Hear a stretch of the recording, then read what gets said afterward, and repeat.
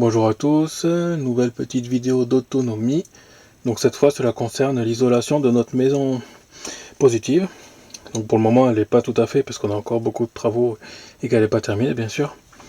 Mais je vais quand même vous montrer ce que l'on fait question isolation. Et avec un peu de pare-vapeur aussi quand même, parce que c'est lié quand on pose l'isolant, voilà. Donc ça c'est un schéma que j'ai fait vite fait, juste pour vous montrer le principe. On a la dalle, ici, qui est donc ensuite sur les parpaings, les fouilles, les fondations, tout ça, avec une petite isolation sous dallage, qui est là surtout pour éviter la remontée d'humidité, parce qu'il y a un film aussi polyane quelque part. Mais bon, on a estimé que c'était le R à peu près 1,5 dedans, mais ça fait pas vraiment partie du calcul total. Voilà, parce qu'en fait il y a des ponts thermiques sur les côtés, donc du coup ça compte pas trop. Donc ça c'est le sol, la dalle donc de la maison. Donc la maison est ossature bois et elle est posée sur une longrine. C'est une sorte de... ça fait 20 cm ici de large, 20 cm de haut, tout autour de la maison pour pouvoir surélever toute l'ossature et avoir le seuil fini en fait plus haut. Ce qui permet d'avoir une couche d'isolant en dessous.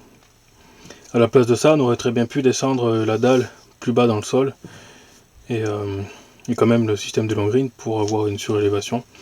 Et comme ça on est bien isolé par rapport au sol, donc voilà quoi. Ce qui permet de... Le but en fait c'est de pouvoir mettre une grosse couche d'isolation au sol. Donc là on a 2 x 8 cm de polyuréthane, je crois que c'est du extrudé, ce qui nous donne à peu près un R de 7,4. Voilà, donc cette histoire de R, vous pouvez regarder sur internet à quoi ça correspond. En gros c'est la résistance, c'est le coefficient d'isolation, en gros voilà. Plus il est élevé, et plus c'est performant côté isolation. Voilà, en gros, c'est... voilà. Donc, autour de ça, on a l'ossature bois qui est en marron ici, donc là on voit pas tout le long parce qu'on a la fenêtre, ou la baie vitrée, peu importe. C'est de l'isolant laine de bois qui est dans les... Donc cette partie-là est dans les montants. Mais ça je vous montrerai tout à l'heure à la suite, enfin dans la vidéo, mais à la suite, pour vous montrer exactement comment c'est fait. Donc on a 20 cm, la couche qui est dans les montants, et ensuite on a 12 cm en croisée qui vient en parallèle, voilà, pour compléter l'isolation, ce qui nous donne un R de 8,4. Voilà, et puis pour terminer, dans le plafond, on a sous la fermette, donc on a un faux plafond, donc la fermette est ici, hein, c'est la toiture en gros. On a descendu en fait le plafond, on a fait un faux plafond, et qu'on remplit de 40 cm de ouest de cellulose. Donc j'ai marqué 40 parce que c'est ce qui était prévu, mais en fait on sera plutôt autour de 50, peut-être plus, j'en rajouterai peut-être un peu plus. Ce qui nous donne un R de 10,8. Donc là j'ai marqué sur 5 et sur 10, c'est parce qu'en fait les RT 2020 impose un R de 5 pour le sol, 5 pour le mur et 10 pour le plafond. Et nous donc on est largement supérieur en sol et en mur. En plafond on est un peu limite, c'est pour ça que je pense qu'on rajoutera plus tard de l'isolant. On va savoir quand même qu'on a fait la maison, on a fait les plans de la maison, on était en 2010, donc du coup le RT 2020 on n'y était pas encore quand on a été loin. Donc on avait déjà prévu d'avoir suffisamment d'isolant pour être tranquille. Le but de toute façon c'est d'être autonome, hein. Donc à la base on avait déjà prévu beaucoup d'isolant pour être tranquille, sans cette histoire d'RT 2020 qui n'y était pas encore à cette époque là, pas que je me souvienne en tout cas. Donc question menuiserie, on est en triple vitrage. Donc là il y a des pour et des contre sur internet, certains qui disent que triple vitrage ça veut dire moins de luminosité, enfin moins d'apport de soleil, donc du coup ça va moins chauffer naturellement. Moi je préfère voir ça en tant que moins de pertes thermiques. Donc voilà, c'est le but c'est de faire un thermos, une maison thermos, donc qui est complètement isolée et sans pont thermique. Donc on a un seuil qu'on a fait en bois pour poser les fenêtres, enfin les baies vitrées, parce que les fenêtres avaient déjà un seuil en dessous fait par le constructeur. Voilà. Et donc tout est en fait complètement isolé. On n'a pas de pont thermique de toute la maison, vu que déjà toute la maison est en bois, donc toute la partie au-dessus forcément, il n'y a pas de pont thermique. Le triple vitrage est aussi en bois. Et il n'y a que en fait la longrine là qui pourrait poser problème, mais c'est quand même complètement entouré d'isolant. Donc on n'a pas vraiment de pont thermique. Voilà, c'était le but. Hein, donc voilà, donc là, ça c'est la partie théorique. Donc ce sera une maison positive qui est pour le moment pas tout à fait positive, hein, même si on n'a plus d'électricité, on n'a plus de fournisseur d'électricité, hein, on vit sur panneaux solaires. Le problème c'est qu'on est quand même avec une chaudière gaz. Et la chaudière gaz, ben, c'est pas vraiment d'autonomie, hein. Donc plus tard ce sera évoluer avec d'autres panneaux solaires par exemple, et puis des panneaux solaires thermiques, voilà. Mais bon, pour le moment je vais me consacrer cette vidéo sur l'isolation uniquement. Donc voilà, ici, 2 couches de polyuréthane en croisée, 2 couches de laine de bois, et puis donc en croisée, et puis la boîte de cellulose en vrac soufflée dans le plafond. Voilà, ce qui nous donne une isolation assez importante de la maison. Le but étant de ne pas chauffer plus tard. Bon, ça c'est la théorie, après en pratique, on verra bien ce que ça donne. Mais bon, pour le moment, donc là je vais vous montrer, vu que la maison n'est pas terminée, on a pas mal de travaux en cours. À différents stades, ce qui va me permettre en fait de vous montrer comment est-ce qu'on installe l'isolation, comment est-ce que c'est que voilà, comment est-ce que les parties sont assemblées ensemble, comme ça vous pourrez voir tout ça au fil de la vidéo. Donc pour la partie pratique de cette vidéo, je vais vous montrer ça dans l'atelier. Donc je suis en train de faire une vidéo spécifique sur l'atelier, mais j'en profite aussi pour faire la partie pratique de la vidéo sur l'isolation. Donc voilà à quoi ça ressemble. Donc là-haut, temporairement, on a mis l'isolant des murs, la deuxième couche, et une partie de l'isolant du sol pour pouvoir passer l'hiver tranquillement. Sinon, il faisait quand même relativement froid. Donc je vais vous montrer le détail de l'isolant du mur, qui est là-haut par exemple. Donc le mur, il fait 200 mm.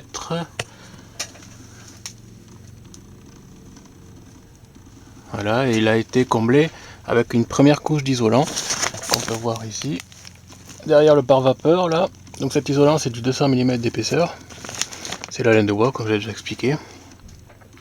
Donc on a comblé les trous avec sur toute la hauteur. Vu que les montants sont verticaux, la deuxième couche d'isolant viendra à l'horizontale pour croiser. Donc entre, on a ce pare-vapeur là qui est scotché avec du double face sur les montants. Donc sur les montants on a du double face. Et ensuite les laits se recouvrent, parce qu'on ne peut pas faire d'un seul tenant en fait, et avec le scotch spécifique qui a été fourni avec ce pare-vapeur là. Voilà, après j'ai acheté d'autres scotch aussi qui sont assez chers, mais qui sont bien performants par rapport à l'étanchéité. Donc ce pare-vapeur là c'est pour faire l'étanchéité à l'air, pour éviter qu'il y ait des courants d'air, voilà quoi. Il faut que ce soit bien étanche pour que tout l'air qui rentre ou qui sort de la maison passe par la VMC double flux uniquement. Voilà, donc le pare-vapeur.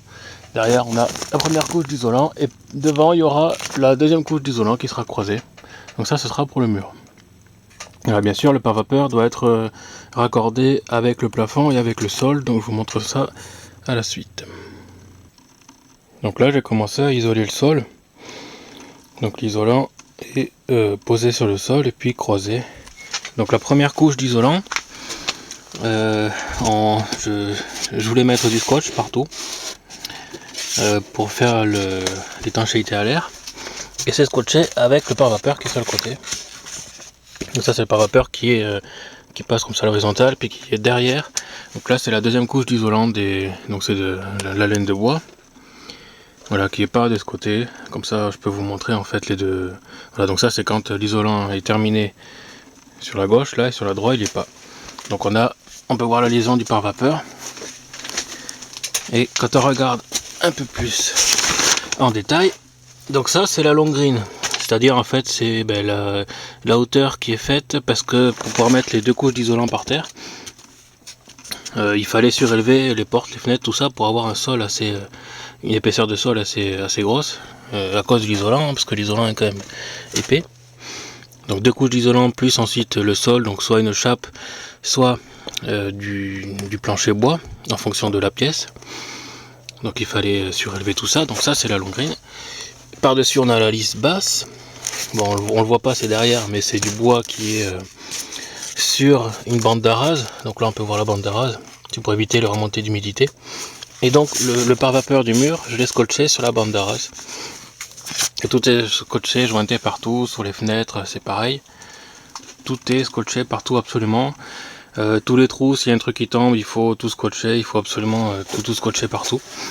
Comme ça permet d'avoir une bonne étanchéité à l'air. Donc ça, par exemple, ce morceau, il y avait une différence de hauteur entre les deux parce que j'avais commencé à mettre ici avec un premier scotch, mais à force il s'est décollé. Parce que si c'était en fait cette pièce elle me servait de stockage, donc du coup il y a des trucs qui sont tombés dessus et tout, donc c'est assez dégueulasse.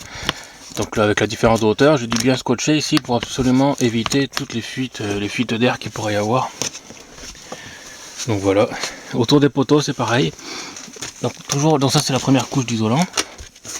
Autour des poteaux on scotch, bon là j'ai pas, il faut que je remette encore un autre par dessus, mais tout est absolument scotché, tous les raccords vont être scotchés, voilà, avec le pare-vapeur du côté. Les poteaux traversants c'est pareil, c'est scotché, parce qu'on a le pare-vapeur qui passe en dessous, mais on a les vis qui percent, parce que forcément en dessous, bon, ça fait longtemps que je l'ai fait, mais il y a des équerres qui en fait, sous la petite bande de scotch là, on a les équerres qui sont dans la dalle, et donc voilà, on a scotché partout pour éviter toujours les pertes, les fuites d'air. Voilà, et donc ensuite on pose la seconde plaque par dessus, encore en croisé, pour faire comme pour le mur, hein, c'est pareil, hein. Le mur, l'isolant par défaut est vertical pour être dans les montants, et ensuite la deuxième couche comme ici est à l'horizontale. Voilà, donc on va faire pareil ici, mais là on a encore pas mal de boulot avant d'arriver à finir la pièce. Donc ce que je peux vous conseiller, c'est de ne pas faire comme nous, c'est-à-dire de faire les gros travaux comme ça avant d'emmener les affaires dans la maison, si c'est possible, parce que sinon c'est vraiment le bordel quoi. Là on a plein de matériaux, voilà quoi, enfin, c'est le bordel. Là-bas on a l'isolant du plafond, donc c'est la boîte de cellulose, on a pas mal de ballots qui traînent ici, on en a mis un peu partout pour stocker. Moi c'est vraiment pas pratique de travailler comme ça, donc si possible essayez de faire le chantier, le gros du chantier sans y habiter et sans voir amener des affaires pour bricoler tout ça là quoi, parce que c'est compliqué. Voilà, donc le sol, première couche d'isolant, tout est scotché ensemble pour faire donc avec le pare-vapeur pour bien faire une bonne étanchéité à l'air. Ensuite la deuxième couche d'isolant, puis par dessus on rajoutera le plancher. Et puis voilà, donc il manquera l'isolant du mur et puis du plafond. Donc le plafond, pour moi j'ai pas continué, mais je vous montrerai ça dans une autre pièce, comme ça je peux vous mettre la vidéo de suite sur internet quoi.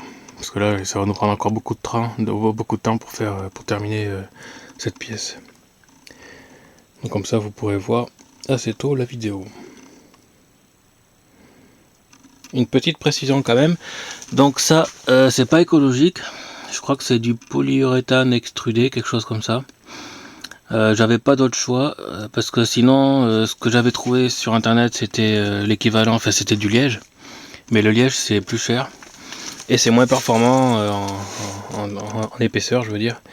Donc financièrement, on pouvait pas se permettre de mettre un matériau écologique partout, quoi. On a fait au mieux, mais des fois, on peut pas. Voilà, financièrement, c'était pas possible. Question scotch. Ampacol End, voilà c'est celui-là. Celui qu'on utilise, c'est le mieux qu'on ait trouvé. Celui fourni d'origine est pas mal, c'est aussi de l'Ampacol, mais c'est du AT. Et après on avait trouvé un autre scotch, c'est du verre aussi pour l'étanchéité à l'air, mais c'est une autre marque, et l'autre marque était pourrie quoi. On peut pas rescotcher par dessus, il se détache, voilà, vraiment le mieux qu'on ait en fait, enfin on a testé 3, et vraiment le mieux c'est celui-là quoi, Ampacol End. On fait pas de pub, hein, on n'est pas affilié, mais voilà, si vous voulez pas être emmerdé, de toute façon, moi je vous conseille celui-là. Parce que c'est le mieux qu'on ait trouvé en fait pour des particuliers. Après peut-être que les pros ont autre chose, voilà, je saurais pas dire, mais bon. Voilà. Voilà, donc là la première couche est quasiment terminée. Il manque juste 2 bouts d'isolant à mettre ici, parce que les poteaux de la porte et de la cloison ne sont pas fixés. Donc je vais les fixer avec l'outillage ici présent. Voilà, donc ça c'est l'outillage que j'utilise pour faire les piquets, puis l'isolant. Voilà. Et bien sûr, une chose que j'ai oublié, au fond là-bas, j'ai laissé suffisamment de jeu dans le pare-vapeur là pour pouvoir blinder ensuite d'isolant ici. Donc je prends la laine de bois que je vais bourrer ici, sinon ben, il n'y aura pas d'isolant. Donc voilà, il faut. J'en ai pas parlé jusqu'à maintenant, mais ça après ce sera comblé d'isolant pour. Voilà, en plus ça permet d'utiliser les chutes, parce que quand on coupe cet isolant, ça fait pas mal de chutes. Comme ça on peut bourrer, tasser, puis voilà quoi. Pour bien avoir tout isolé correctement. Voilà, donc je vais continuer ça. Et puis je vous montre le sol pour finir. Une fois que la deuxième couche d'isolant est mise, je vous montrerai le sol. Pour voir un peu ce que ça donne, puis voilà. Donc là on a mis la seconde couche d'isolant. On peut voir que celle d'en dessous est jointée avec le scotch. Et ensuite on a mis une structure bois, dans des demi-chevrons. Et puis on commence à fixer le plancher. Voilà quoi. Bien sûr, il ne faudra pas oublier de mettre de bourrer d'isolant dans les coins pour bien isoler, sinon ça va faire des pertes là. Voilà, donc on va continuer ça tranquillement. Et puis bon, cette partie pour l'isolant en fait est terminée pour la vidéo en tout cas. Il nous restera encore à mettre un peu sur le côté là. Mais là-bas, il faut qu'on dégage les affaires pour ça, donc il faut qu'on continue de faire le plancher pour déplacer les affaires là, refaire des étagères, tout ça. Donc voilà, pour la vidéo, ce sera la fin de cette partie d'isolant là. Maintenant, on va passer au plafond. Et pour finir, on a ici l'isolant du plafond. Donc c'est la ouate de cellulose. Voilà, donc c'est présenté en ballot. Ballot comme ça. Donc il faut le décompacter et ensuite le propulser en fait dans le plafond. Et pour le mettre dans le plafond, voilà l'outil qu'on utilise. Donc c'est un aspirateur broyeur souffleur de feuilles. C'est un des premiers prix que voilà, c'est pas, il a rien de particulier. C'est un machin pas cher que j'avais déjà présenté dans une autre vidéo sur les broyeurs en fait, avec un montage que j'avais fait, donc c'est exactement le même. Alors, certains avaient dit que ça servait à rien comme montage, mais en fait généralement quand je bricole c'est souvent pour plusieurs raisons, même si j'en présente qu'une seule. Il y a plusieurs. Donc ça me permet en fait, donc ce qu'on fait, on prend l'isolant qui est dans les ballots là-bas, on le décompacte dans une poubelle noire, les poubelles de 80 litres là de ville. On décompacte à la main, donc on fait tomber les morceaux et ensuite on aspire. On aspire avec l'aspirateur là. Et il propulse, voilà, il propulse à travers le tuyau. Il propulse l'isolant au bout, ce qui permet de faire, d'isoler le plafond, voilà, tout simplement, avec un bricolage pas très cher. Voilà, donc ça c'est de la gaine électrique, c'est du 90, 93, je sais plus, je crois, c'est un truc comme ça. Ouais, c'est juste scotché avec le scotch, voilà quoi, qu'on utilise pour l'étanchéité à l'air. Et ça fonctionne très bien. Voilà, donc on isole comme ça.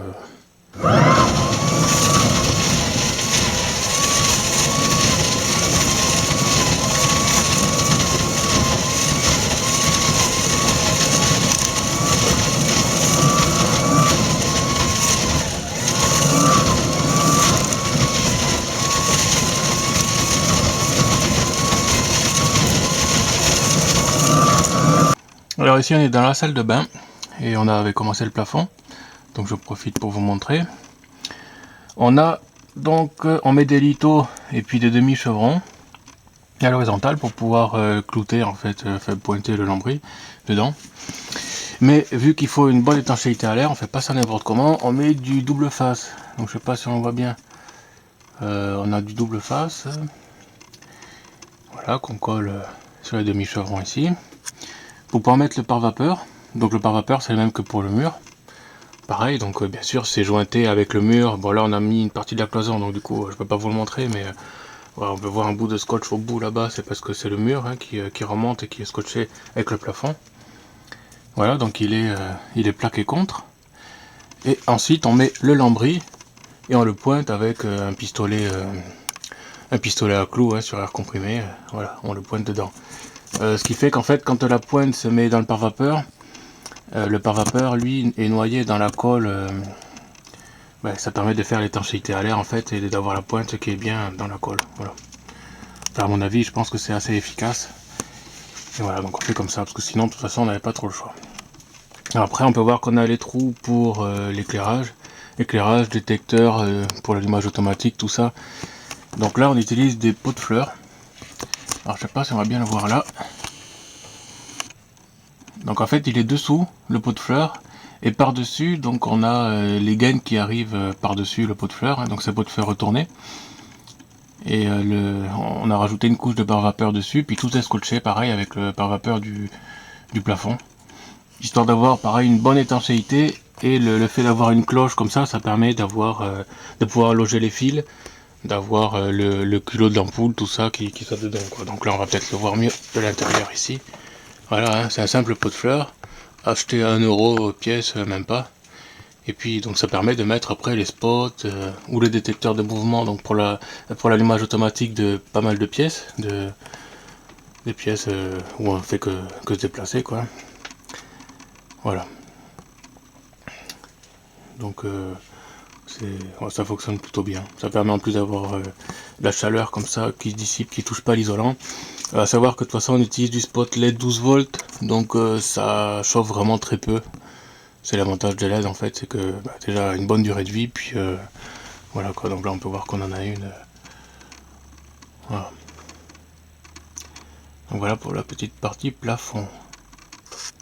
Et voici ce que cela donne dans le salon, une fois que le plafond est terminé. Donc on peut voir qu'on a certains spots qui sont installés, d'autres non. Voilà, ça fait pas mal quand c'est comme ça. Donc je voulais du bois parce que le bois c'est chaleureux, hein, c'est voilà quoi, une maison en bois avec du lambris, et puis ouais, ça me semblait normal.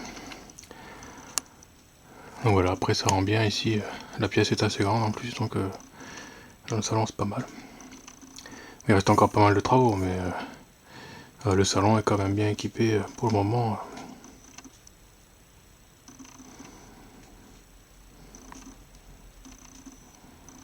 Voilà pour cette petite vidéo. À plus.